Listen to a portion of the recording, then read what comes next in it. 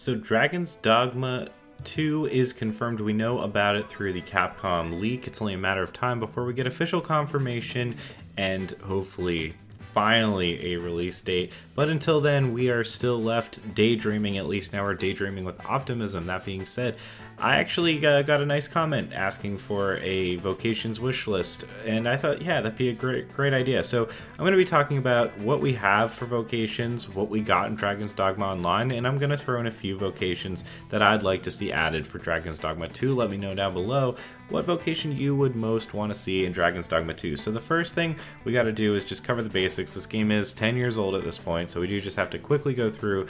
There's, in Dragon's Dogma 1, 3 tiers of vocations, and that's basically the class. You can change it at pretty much any point in the game. There's the basic, advanced, and hybrids, and the basics are what you'd expect for a fantasy RPG. You got your fighters, you got your striders, which are your bow users and dagger users, and you got your mages. From there, you can promote those to the advanced versions of those 3 classes, which are, in this case, warrior, which correlates to the fighter, basically gives you two-handed, heavy-hitting weapons. You got the ranger, which is basically kind of committing yourself to the bow in the strider, and then you got the sorcerer, which lets you cast absolutely insane spells which still have not been topped in any Western RPG that I've personally played in the last 10 years. And finally, you have hybrid, pretty self-explanatory, just kind of combines 2 classes together. So Mystic Knight is kind of like your magic fighter. Assassin is kind of like a combination of a fighter and a strider. You can use a sword, you can also use a bow. Magic Archer, well, the name is Magic Archer. I think you kind of get it. So yeah, that's what we have. I don't think that any of these classes should go away, but I do want to talk about what classes were added to Dragon's Dogma Online, especially because I think a lot of people in the West didn't play it because, well, it never came out in the West, was never officially translated. I sure as hell didn't play it myself. But there are some really cool classes which I do want to go through, and I think some of them can be reabsorbed into Dragon's Dogma 1, but I think a lot of them are really cool and should definitely get brought in, and they do kind of remind me of Monster Hunter, which I think we need more of that kind of thing. I think Dragon's Dogma and Monster Hunter do share a lot of DNA, and Monster Hunter has some really unique classes, and it's kind of cut from the same cloth, you know, doing co-op.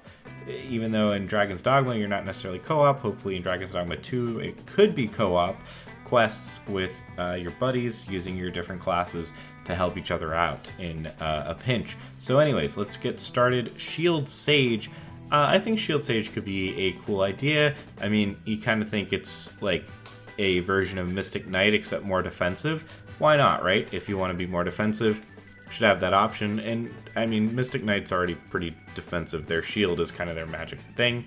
So yeah, that might be able to be reabsorbed. Elemental Archer could also probably be reabsorbed into Magic Archer, but there might be a way to make it kind of interesting and have them be separate. Although I do like that Magic Archer has auto aim. I think that is kind of cool, and I'm going to talk about why I think classes, or what I value in classes, right after we get through the Dragon's Dogma Online stuff. So yeah, they could also be reabsorbed. A Priest, which is a healer and support vocation, and that's also capable of identifying enemies' elemental weaknesses. I think that this could be a very valuable class. I mean, it could be a class that you dump on your pawn. And by the way, in Dragon's Dogma 1, not all pawns can have all classes. I do think that they should make it so that all pawns can have all classes. You can argue with me in the comments if you think differently. I'd love to have that conversation, see what I'm missing here. But I think this could be a cool class. You still have to be able to do damage as the priest, but I think being primarily a healer and being able to identify weaknesses, you might have to nerf pawns saying 'tis weak to fire all the time, but I think it could be valuable, or if anything, it could maybe make an enemy temporarily weak or something. You could work with Priest. I think Priest could become something great, and then you could remove some of the healing aspects from the more traditional mage classes. Hunters are a pure bow vocation, and well, yeah, there's already striders and rangers and assassins in Dragon's Dogma 1. I think Hunter could work. Hunter could maybe have some kind of beast taming ability where you could maybe pull a monster onto your side, or maybe a wolf follows you around or something. I don't know. It could work, or hunters could set traps maybe. You could definitely use hunter and keep the bow vocation theme, but expand on it a bit. Now, Seeker is the class I wanted to talk about the most in terms of Dragon's Dogma 2 potentials. I think this is a must-have. This is a dual dagger wielding vocation that is capable of aerial-based attacks by using a rope and grappling hook. And the first thing that this reminded me of when I read about this class and looked into it was Monster Hunter Rise, which I'm not a huge Monster Hunter fan personally. I think they're a bit too obtuse. I think Dragon's Dogma is a much more accessible Monster Hunter essentially, and I think that the use of the grappling hook in Monster Hunter Rise looks cool as hell. I would love for the Seeker to be added. Next is Alchemist. I could see Alchemist being kind of cool if they do it right. If you want to focus on inventory management, rapidly making grenade-like potions that you can throw at your foes, stuff like that, I think Alchemist could be a cool, interesting way to be a magic user but differentiate yourself from a mage user if you go the inventory management route side of things. It could be interesting. And next we have Spirit Lancer and High Scepter. There's no lances in Dragon's Dogma 1, so I think that could just really easily slot right in. Just add a new class of weapon and you're good to go. Why not have a Lancer? The more the better, right? But before we keep going, I do want to talk about classes that I think, you know, when you're adding a class to a game, like, what do you want it to do? And what's a good example of a game that has really good classes? And for me, even though we're kind of diverting from the genre, I think Risk of Rain 2 does a really good job of using classes to the fullest. Risk of Rain 2 is actually a multiplayer roguelike, and I'd really recommend it to anyone. I have over 300 hours in it personally, but each class makes you master a different mechanic of the game. Yeah, there's the all-rounder class, sure, but then each class, or each character in this case, really forces you to completely master an aspect of the game, to the point where if you've mastered all the characters, you've mastered the game. And I think Dragon's Dogma 1 actually does a pretty decent job of doing that in some ways. But for example, Rex in Risk of Rain 2, he does damage to himself every time he attacks, for most of his attacks. And he's also able to heal himself, but he has to do a lot of damage to start that healing process. So I think Rex is really cool, right? Because you're constantly looking at your health bar like you never have before.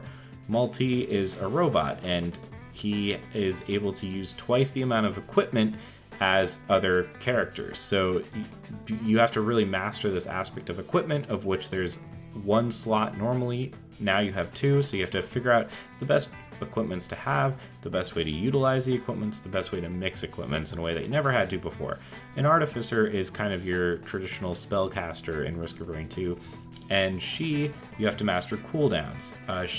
Most characters in Risk of Rain 2, you can kind of just endlessly shoot with your default left click attack. Artificer, every single attack she has is on a cooldown, so you're constantly balancing and optimizing cooldowns. I think that's the way to do classes, right? You have to really master and understand and focus on different aspects of the game. With all that being said, I'll throw in 3 classes of my own that I'd like to see. And the first would be the Dancer/Bard class. And this class would focus on buffing your pawns / hopefully co-op players. Now, you would need to optimally buff. You'd be able to buff players, but the buffs would take X amount of time. Maybe for a more powered up or longer buff, you'd have to stand still longer, kind of like the Sorcerer. But you'd also have to know what pawns you have in the field. You'd have to know what your co-op companion is good or bad at, and you'd have to be able to target your buffs optimally and be in the right location to be within range of being able to buff your teammates. And of course, you'd still be able to climb onto monsters and do damage at critical points. The next is actually just, this is the weirdest one I could think of, is I'm going to call it Dragon Spawn. Basically, you grow wings out of your back, and the thing that you can do with that is you can fly temporarily. So this could help you kind of just get on top of those flying boss enemies very easily. And the trade-off is that you would be easy to kill. You would not have a lot of health, or your growth rate would not have a lot of health with that.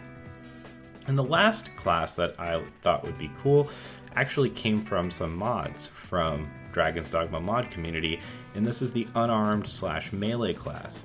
And this would focus on advanced movement. We're talking about double / triple jumping, really good avoidance, really kind of complex dodging and maneuverability, and speed, but it's all hand-to-hand combat, so you have to get up really close. And for the weapons, there'd have to be some kind of ring or braces that you have to wear that would augment your attack skill. Anyways, those are the vocations that I think would be best for Dragon's Dogma 2. Like I said, please let me know down below what you guys would like to have, and we'll have a discussion about it. And there's tons of other Dragon Dogma content on this channel, so be sure to check that out. That was all for me, and I will catch you next time.